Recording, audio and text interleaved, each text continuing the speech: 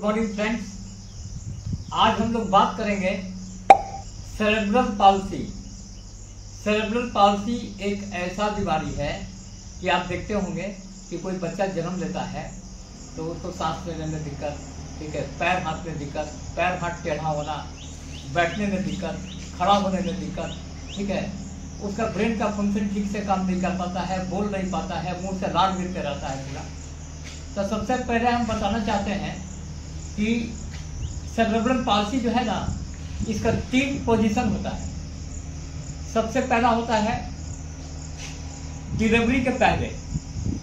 Delivery के पहले अगर बच्चे को दिक्कत हो गया, जैसे मान लीजिए कि माँ को खून का कमी हो गया, विटामिन की कमी हो गया, ठीक है, तो डिलीवरी के पहले कुछ माँ के अंदर कमी होता है तो बच्चे में भी वो आ जाता है पूरा, ठीक है, ये पहला स्टेज है।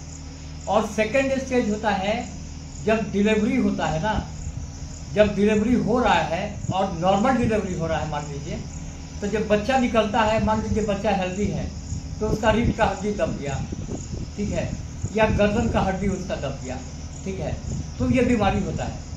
और थर्ड होता है ना, हेलो, जब डिलीवरी के बाद जब बच्चा नहीं होता है ना तो सेरेब्रल पाल्सी का शिकार हो जाता है। आप जानते हैं कि ब्रेन का 80% विकास जो होता है वो 4 साल तक हो जाता है।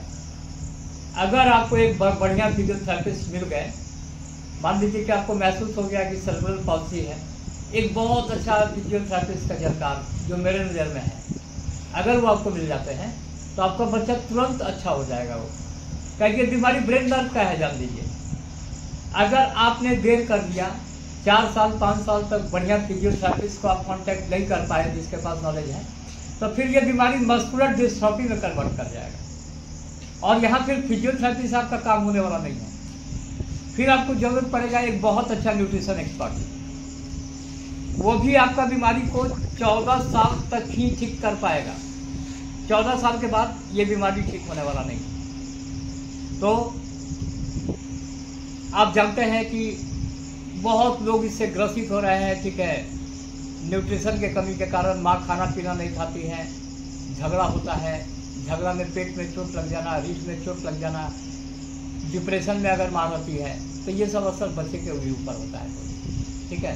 तो आप लोग से रिक्वेस्ट है कि आप कमेंट्स करिए, और अगर ऐसा बीमारी है तो हम एक बहुत अच्छे नंबर 1 फिजियोथेरेपिस्ट का आपको नंबर देंगे, आप उनसे कांटेक्ट कर लीजिएगा। अगर आपका बच्चा 4 साल से कम उम्र का है तब, अगर 5 साल के बाद फिर एक बढ़िया न्यूट्रिशन एक्सपर्ट का जरूरत है, वहाँ पर आप हमसे भी एडवाइस ले सकते हैं। Okay, thank you very much.